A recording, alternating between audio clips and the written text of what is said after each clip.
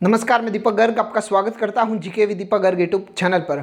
हम राजस्थान की कला एवं संस्कृति में राजस्थान की लोक देवियों के बारे में पढ़ रहे थे, तो आज हम उसके आगे कुछ और लोक देवियों के बारे में चर्चा करते हैं। आज जिस लोक देवी को सबसे पहले पढ़ेंगे उनका नाम है केला देवी। क्या नाम है? केला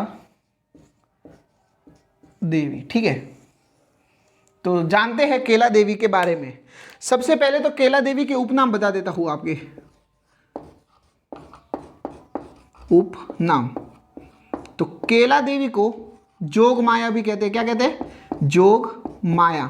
ठीक है, और केला देवी को अंजनी माता भी कहते हैं। क्या कहते हैं? अंजनी माता। पहली बात तो ये कि केला देवी है कौन।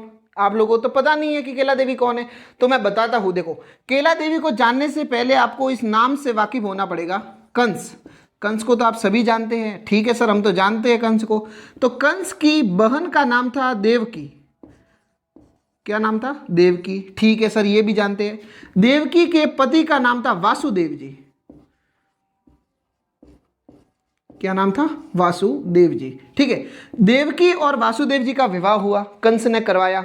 ठीक है, अब देवकी और वासुदेव जी का विवाह हुआ और विदाई का समय हुआ, तो विदाई के समय आकाशवाणी हुई और उसमें कहा कि ये कंस की देवकी और वासुदेव जी की 8वीं संतान, देवकी और वासुदेव जी की 8वीं संतान तेरा वध करेगी। क्या करेगी? वध करेगी। जब देवकी और वासुदेव जी की शादी हुई और जब विदाई हुई, तो उस समय आकाशवाणी हुई थी कि हे कंस, देवकी और वासुदेव जी की 8वीं संतान तेरा वध करेगी। तो कंस बेचारा डर गया। तो कंस ने क्या किया? देवकी और वासुदेव जी को एक काल कोठड़ी में बंद कर दिया। किसमें? काल कोठड़ी में, जिसे आज की भाषा में अपन जेल कह सकते हैं। ठीक है, तो जेल में बंद कर दिया। अब देवकी और वासुदेव जी की पहली जो 7 संतान हुई, पहली 7 संतानों को कंस ने मार दिया और 8वीं संतान के रूप में फिर श्री कृष्ण का जन्म हुआ।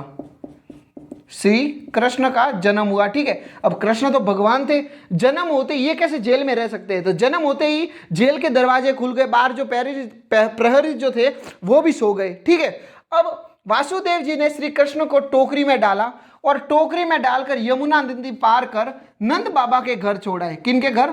नंद बाबा और यशोदा के घर। नंद बाबा और यशोदा के घर छोड़ आए और वहां से एक बच्ची को लेके आए। किसको लेके आए? बच्ची को। जिस बच्ची को लेके आए थे उस बच्ची को आज केला देवी के रूप में जाना जाता है। क्या कहा मैंने? वासुदेव जी श्री कृष्ण को नंद बाबा के घर छोड़ आए और वापस वहां से एक बच्ची को लेके आए। जिस बच्ची को लेके आए थे उस बच्ची को अपन केला देवी कहते हैं। ठीक, अब केला देवी जो है यह यादवों की कुल देवी है। किनकी? यादवों की।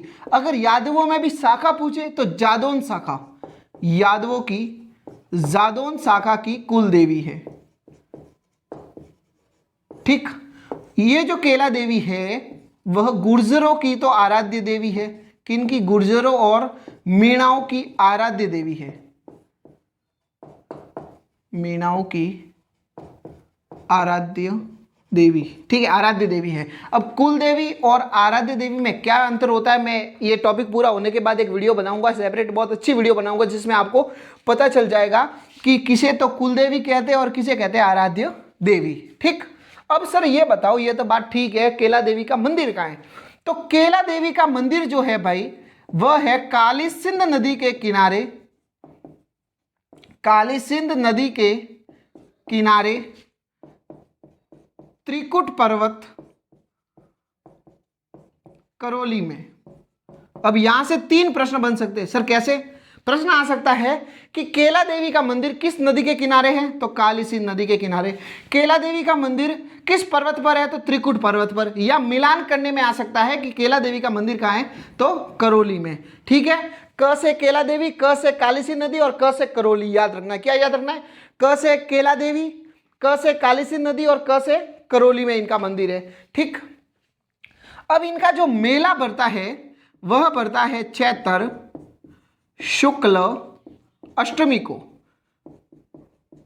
प्रश्न आ जाए कि केला देवी का मेला कब बढ़ता है, तो केला देवी का मेला चैत्र शुक्ल अष्टमी को पड़ता है, जिसे हम लक्की मेला कहते हैं। क्या कहते हैं? लक्की मेला। अब लोग ये सोचेंगे कि सर लक्की मेले का मतलब हुआ कि वहां जाने से अपने भाग्य खुल जाते, अपने लक खुल जाते। ऐसा नहीं है। लक्की मेला उनको कहते हैं जिस मेले में लाखों की संख्या में भीड़ आए, लाखों की संख्या में भीड़ आए। ठीक है, जिस मेले में लाखों की तादाद में लोग आते हैं उस मेले को लक्की मेला कहते हैं। और ऐसा मेला केला देवी का है जो कालीसिंध नदी के किनारे त्रिकुट पर्वत करौली में पड़ता है, जो चैत्र शुक्ल अष्टमी को पड़ता है, जिसे अपन लक्की मेला कहते हैं। ठीक, केला देवी के इसी मेले में एक गांव है जिसका नाम है पीतूपुरा। पीतूपुरा। केला देवी के मेले में पीतूपुरा गांव के मीणा नृत्य करते हैं। क्या करते हैं? नृत्य करते हैं। मीणा नृत्य करते हैं, जिसे गोडिया कहते हैं। क्या कहते हैं? गोडिया। प्रश्न आ सकता है कि गोडिया किसे कहते हैं? तो केला देवी के मंदिर में पीतूपुरा गांव के जो मीणा नृत्य करते हैं उन्हें गोडिया कहते हैं। ठीक है, और केला देवी के मंदिर में गुर्जर और मीणा, केला देवी के मंदिर में गुर्जर और मीणा लांगुरिया गीत गाते हैं। क्या गाते हैं? लांगुरिया गीत गाते हैं। बहुत बार एग्जामों में प्रश्न आ चुका है कि लांगुरिया गीत किस लोक देवी से संबंधित है। तो लांगुरिया गीत केला देवी के मंदिर में गाया जाता है, जो गुर्जर और मीणा जाति के लोगों द्वारा गाया जाता है। और इस गाने के साथ साथ कनक दंडवत नृत्य किया जाता है। कनक दंडवत नृत्य किया जाता है, या इसे आप कह सकते हो गुटकन नृत्य। जब हम नृत्य पढ़ेंगे तब ज्यादा विस्तार में बातें करेंगे, लेकिन अब के लिए आप यही समझ लो कि केला देवी के मंदिर में गुर्जर व मीणा लांगुरिया गीत गाते हैं तथा कनक दंडवत या घुटकन नृत्य करते हैं। ठीक, केला देवी ने नरकासुर राक्षस का वध किया था। नरकासुर राक्षस का वध किया था। ठीक है, केला देवी का मंदिर राजस्थान का एकमात्र ऐसा मंदिर है, राजस्थान का एकमात्र ऐसा दुर्गा माता का मंदिर है जिसमें बलि नहीं चढ़ती, मतलब बलि नहीं दी जाती है। ठीक, केला देवी के मंदिर के सामने बोहरा संप्रदाय की छतरी बनी हुई है। बोहरा संप्रदाय की छतरी स्थित है। इस मंदिर के सामने बोहरा संप्रदाय की छतरी बनी हुई है।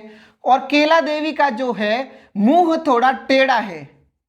मुंह टेढ़ा है क्योंकि माना जाता है कि जब एक बार केला देवी का भक्त इनके मंदिर में प्रवेश कर रहा था तो किसी व्यक्ति ने उसे रोक लिया, तब बाद में वो भक्त जिस दिशा में गया उसी दिशा में केला देवी का मुंह हो गया। ठीक है, ये हो गई अपनी केला देवी कंप्लीट। ठीक है, आपको अगर उतारना है तो आप उतार सकते हो।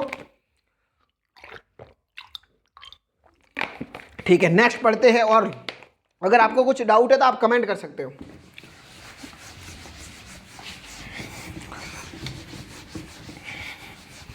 अब जो हम पढ़ने जा रहे हैं बहुत ही इंपॉर्टेंट लोक देवी है।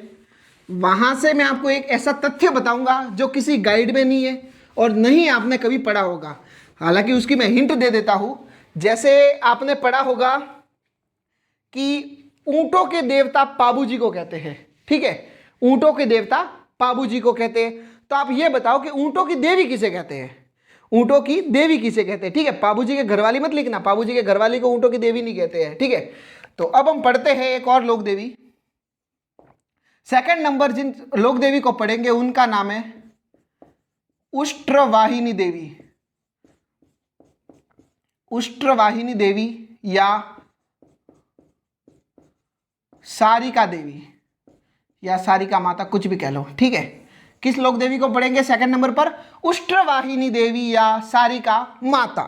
ठीक, उष्ट्रवाहिनी देवी जो है इनका मंदिर बीकानेर और जोधपुर में है। इनका मंदिर कहाँ है? बीकानेर और जोधपुर में। यह जो माता है वह पुष्करणा ब्राह्मणों की कुल देवी है। किनकी कुल देवी है? पुष्करणा ब्राह्मणों की कुल देवी है। ठीक है, इस माता को अंता देवी भी कहते हैं। क्या कहते हैं? अंता देवी भी कहते हैं। और राजस्थान की एकमात्र देवी, इंपॉर्टेंट फैक्ट है, याद कर लेना, राजस्थान की एकमात्र देवी जो ऊंट पर सवार है, जो ऊंट पर सवार है। क्या कहा मैंने? देखो मैंने प्रश्न क्या पूछा था कि ऊंटों के देवता पाबू जी को कहते हैं या पाबू जी को ऊंटों के देवता कहते हैं। आपको यह बताना था कि ऊंटों की देवी किसे कहते हैं। तो उष्ट्रवाहिनी जो देवी है, राजस्थान की एकमात्र ऐसी देवी है जो ऊंट पर सवार है। किस पर सवार है ये देवी? ऊंट पर। इस कारण इस देवी को अपन कह सकते हैं ऊंटों की देवी या ऊंटों की देवी। क्या कह सकते हैं अपन? ऊंटों की देवी कह सकते हैं। तो प्रश्न आ सकता है ऊंटों की देवी किसे कहा सकता है? तो या तो आपको ऑप्शन में मिलेगा अंता देवी, या मिल सकता है उष्ट्रवाहिनी देवी, या मिल सकता है सारिका देवी। ठीक है, तो ऊंटों के देवता पाबू जी है और ऊंटों की देवी उष्ट्रवाहिनी देवी, सारिका देवी या अंता देवी है। ठीक, और पढ़ते हैं लोक देवियों के बारे में। तीसरे नंबर लोक देवी, उनका नाम है दधिमती माता। दधिमती माता। पहली बात तो सर इनका मंदिर कहाँ है? तो दधिमती माता का मंदिर गोठ मांगलोद। वेयर इज गोठ मांगलोद? तो गोठ मांगलोद इन नागौर। मतलब दधिमती माता का मंदिर गोठ मांगलोद नागौर में है। ठीक है सर। कब बनवाया गया? 836 ईस्वी में। किसने बनवाया सर? तो प्रतिहार शासक, एक व्यक्ति था जो प्रतिहार शासक था जिसका नाम है प्रतिहार शासक भोजराज प्रथम ने। किसने बनवाया था? भोजराज प्रथम ने। ठीक है, प्रश्न आ सकता है कि दधिमती माता के मंदिर का निर्माण किसने करवाया? तो 836 ईस्वी में प्रतिहार शासक भोजराज प्रथम ने। ठीक है, और मंदिर का इनका गोठ मांगलोद नागौर में। यह जो माता है वह दादीच या दाहिमा ब्राह्मणों की कुलदेवी है। किनकी कुलदेवी है? दादीच या दाहिमा ब्राह्मणों की कुलदेवी है। अगर पूछे पुष्करणा ब्राह्मणों की कुलदेवी तो उष्ट्रवाहिनी देवी। पूछे आपसे दादीच ब्राह्मणों की कुलदेवी तो दधिमती माता। द से दादीच और द से दधिमती माता। ठीक है, और दधिमती माता ने त्रेता युग में विकटासुर राक्षस का वध किया था। किस राक्षस का? विकटासुर राक्षस का वध किया था। ठीक है, नेक्स्ट पढ़ते हैं चौथे नंबर लोक देवी, जिनका नाम है राजेश्वरी माता।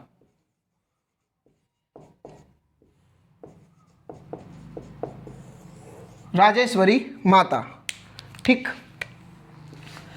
राजेश्वरी जो माता है यह जाट राजवंश की कुलदेवी है। जाट राजवंश की कुल देवी। प्रश्न आए कि जाट राजवंश की कुल देवी है तो आपको ऑप्शन करना है राजेश्वरी माता। मतलब राजेश्वरी माता जो है वह जाट राजवंश की कुल देवी है। ठीक है, इनका मंदिर कहाँ है? तो इनका मंदिर भरतपुर में है। अब जो लोक देवी बताऊंगा ज्यादा विस्तार में नहीं है, दो तीन तीन बातें हैं। ठीक है, इसलिए ज्यादा डिटेल में अपन नहीं जाएंगे। ठीक है, राजेश्वरी माता जाट राजवंश की कुल देवी और भरतपुर में इनका मंदिर है। ठीक है, नेक्स्ट जो है जिनका नाम है अर्बुदा माता। अर्बुदा माता, इनका मंदिर कहाँ है? तो अर्बुदा माता का मंदिर माउंट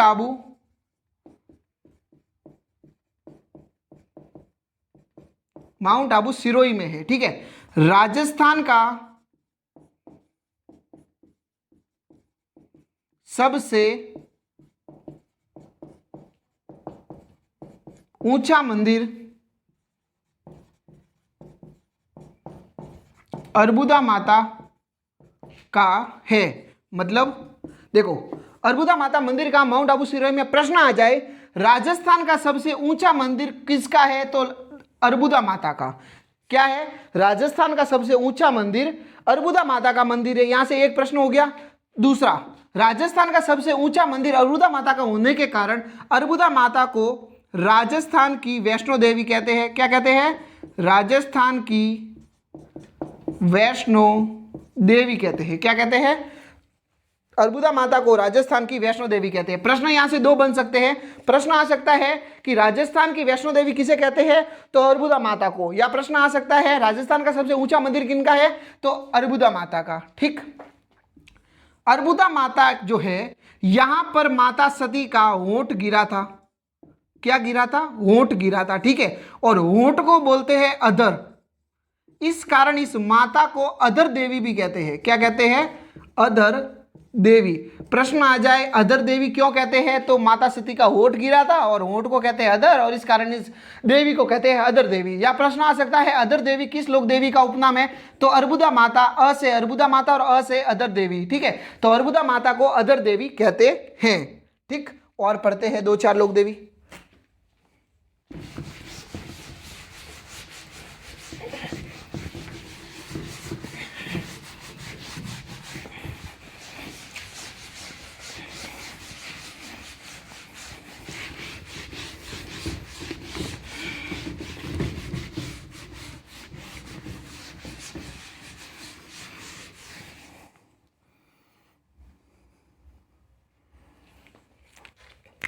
अब हम जो पढ़ेंगे उनका नाम है केवाय माता। क्या नाम है, केवाय माता।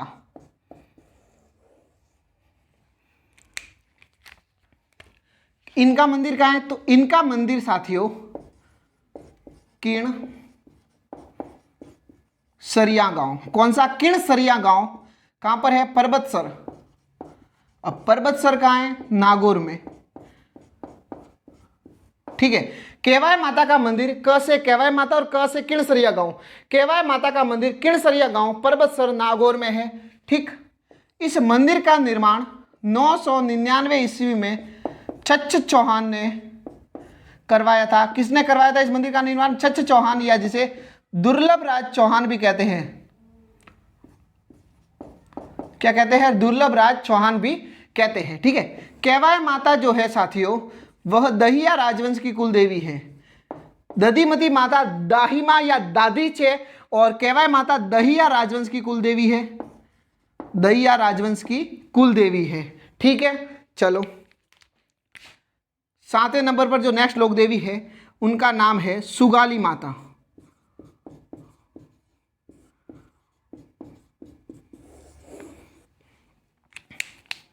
दो 3 बातें हैं, ठीक है, रटनी है सिर्फ। सुगाली माता, सुगाली माता का मंदिर कहाँ है, तो सुगाली माता का मंदिर आउवा पाली में है। कहाँ पर मंदिर है, सुगाली माता बहुत इंपॉर्टेंट लोक देवी है, याद रखना। ठीक है, इंपॉर्टेंट। सुगाली माता का मंदिर आउवा पाली में है। ठीक है, यह माता चंपावतों की कुल देवी है। चंपावतों की कुल देवी है। प्रश्न आ जाए चंपावतों की कुल देवी है, तो सुगाली माता चंपावतों की कुल देवी है। सुगाली माता की एक खास बात है कि सुगाली माता के 10 सिर है। कितने सिर है, 10 सिर व 54 हाथ है। इस कारण इस माता को 10 सिर व 54 हाथों वाली देवी भी कहते हैं। एग्जाम में प्रश्न आ चुका है कि 10 सिर व 54 हाथों वाली देवी किसे कहते हैं, तो सुगाली माता को 10 सिर व 54 हाथों वाली देवी कहते हैं। ठीक है, और 10 सिर जो है, इसमें एक खास बात है कि एक सिर तो है मनुष्य का, एक जो सिर है वह तो है मनुष्य का, और बाकी जो 9 सिर है वह है पशुओं के। ठीक है, 10 सिर है, उसमें से एक तो मनुष्य का है और 9 जो है वह पशुओं के है। ठीक है, सुगाली माता 10 सिर 54 हाथों की देवी। सुगाली माता को 1857 की क्रांति की देवी भी कहते हैं। क्या कहते हैं, 1857 की क्रांति की देवी भी कहते हैं। प्रश्न एग्जाम में पूछा जा चुका है कि 1857 की क्रांति की देवी किसे कहते हैं, तो सुगाली माता को 1857 की क्रांति की देवी कहते हैं। अब क्यों कहते हैं वो तो पता नहीं, देखो मैं आपको बताता हूँ। सुगाली माता का जब 1857 की क्रांति चल रही थी, उस समय जो अंग्रेज है इस मूर्ति को अजमेर ले गए थे। कहाँ ले गए थे, अजमेर। अजमेर से यह मूर्ति जो है वह कलकत्ता गई थी। कहाँ गई थी, कलकत्ता। ठीक है, कलकत्ता से यह मूर्ति आई बांगड़ म्यूजियम, और बांगड़ म्यूजियम से 2018 में वसुंधरा राजे ने आउवा पाली में स्थापित करवाई।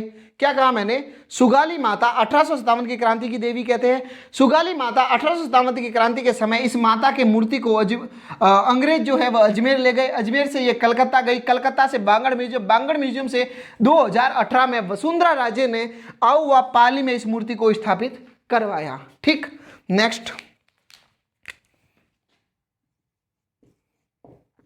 वीरात्रा माता।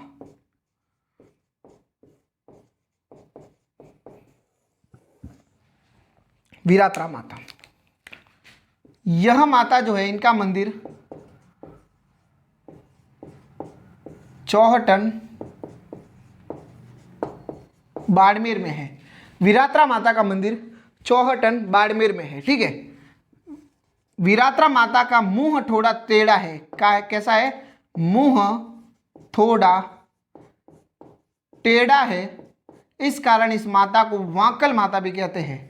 क्या कहते हैं हम, वांकल माता। प्रश्न आ जाए वांकल माता किसे कहते हैं, तो वीरात्रा माता को ही वांकल माता कहते हैं, क्योंकि इनकी जो गर्दन है वह थोड़ी टेढ़ी है और टेढ़े को वांका बोलते हैं, इस कारण इस देवी को वांकल माता भी कहते हैं। ठीक है, यह जो माता है वह भोपो की कुल देवी है।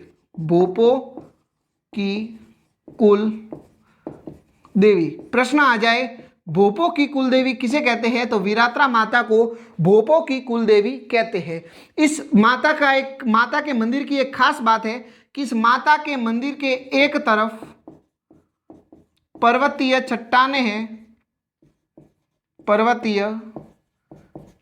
हैं और दूसरी तरफ बालू या रेत के टीले हैं। ठीक है, मतलब ये हो गया मंदिर। ठीक है, तो इस तरफ तो है पहाड़ और इस तरफ टीले हैं रेत के, तो बहुत अच्छा दृश्य है देखने का। ठीक है, एक तरफ पर्वतीय इलाके और एक तरफ है रेगिस्तान, ये किनारे पर है ये मंदिर। किनका मंदिर है ये, वीरात्रा माता का मंदिर है। ठीक है, इनका जो मेला है वह भरता है चैत्र भाद्रपद माघ की चतुर्थदशी को। कब मेला भरता है वीरात्रा माता का, तो वीरात्रा माता का मेला चैत्र भाद्रपद माघ की चतुर्दशी को भरता है। ठीक, अब जो हमें नेक्स्ट पढ़ना है उस देवी का नाम है आशापुरा माता। ये वीरात्रा माता हो गई, केवाय माता हो गई, सुगाली माता हो गई। ठीक है, वीरात्रा माता का मंदिर चौहटन बाड़मेर में, मुंह थोड़ा टेढ़ा इस कारण वांकल माता कहते हैं, और यह भोपो की कुल देवी है और एक तरफ पर्वतीय चट्टानें हैं और दूसरी तरफ बालू का या रेत के टीले हैं। ठीक है, इनका मेला जो है चैत्र भाद्रपद और माघ की चतुर्दशी, या इसे आप कह सकते हो चौदस को बढ़ता है। ठीक है, नेक्स्ट लोक देवी जो पढ़ाने जा रहा हूं बहुत ही इंपॉर्टेंट लोक देवी है, जिनका नाम है आशापुरा माता। क्या नाम है, आशापुरा माता।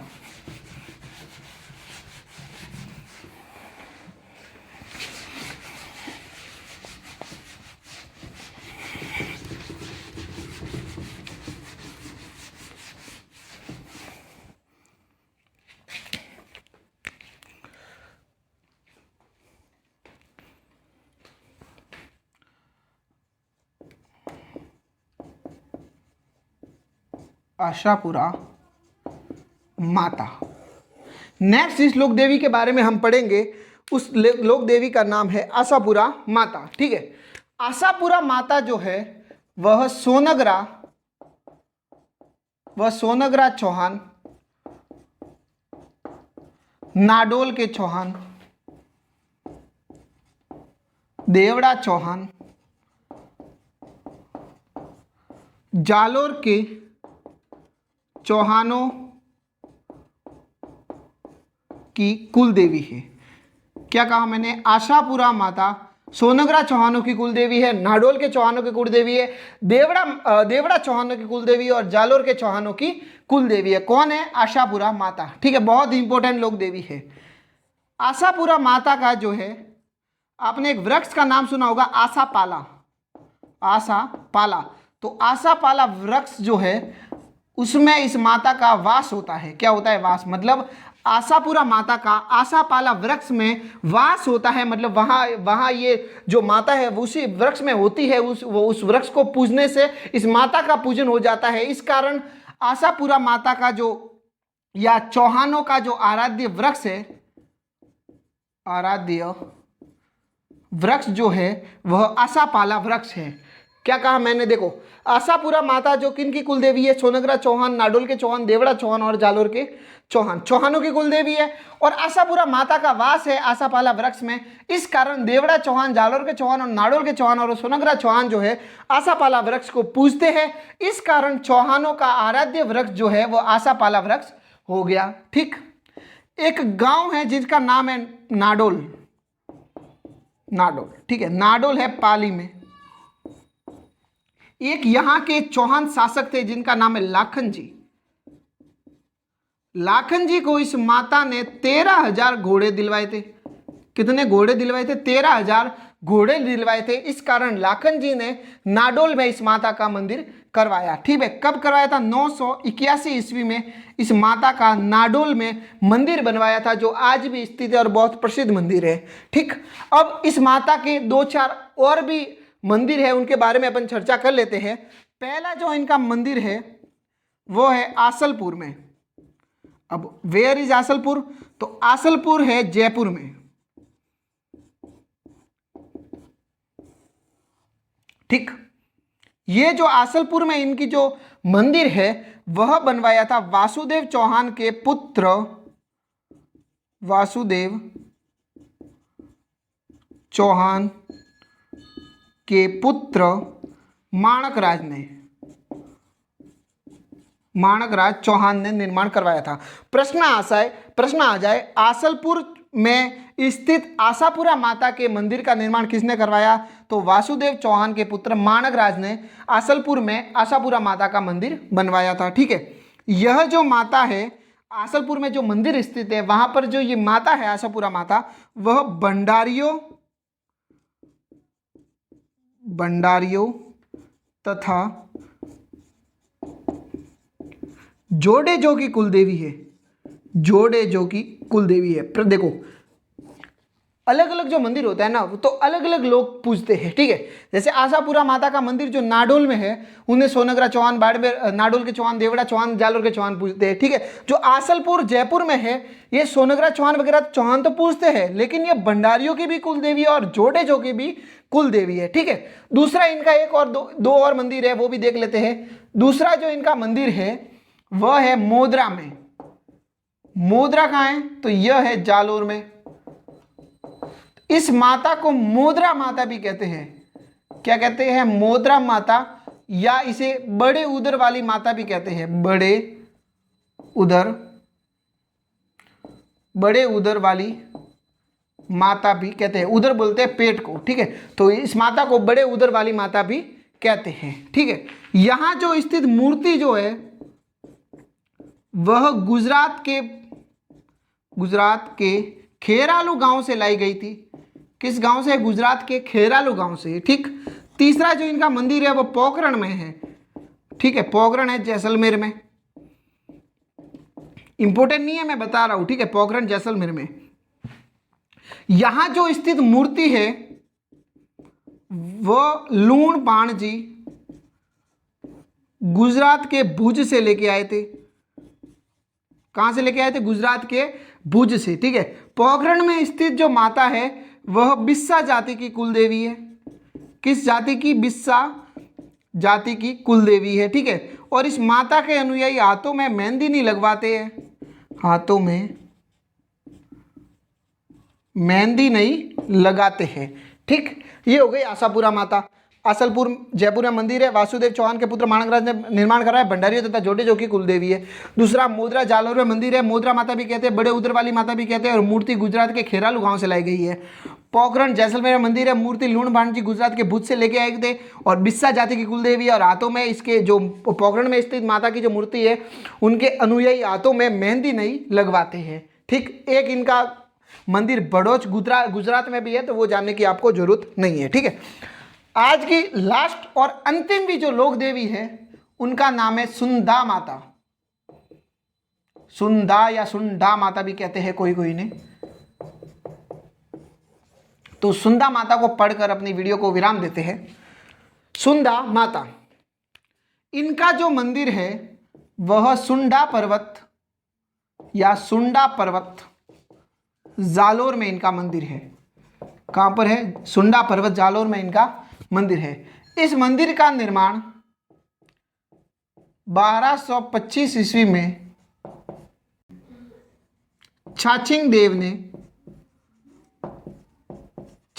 देव ने बनवाया था। ठीक है, सुंदा माता का मंदिर सुंडा पर्वत 1225 ईस्वी में छाछिंग देव ने इस मंदिर का निर्माण करवाया। ठीक है, यह जो माता है, यहां पर माता सती का सिर आकर गिरा था। इस कारण यहाँ पर राजस्थान की एकमात्र ऐसी लोक देवी है जिनकी बिना धड़ की पूजा होती है। इस कारण इस माता को अघटेश्वरी माता भी कहते हैं। अघटेश्वरी माता भी कहते हैं। ठीक है, इस माता के मंदिर परिसर में एक स्वेश्वर महादेव जी की मूर्ति भी है। स्वेश्वर महादेव जी की एक शिवलिंग है।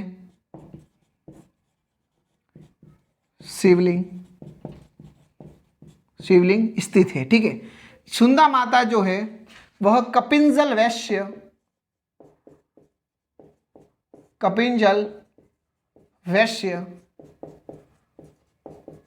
लाडवानु ब्राह्मण और देवल राजपूत, ये तीनों क्या है? जाति है।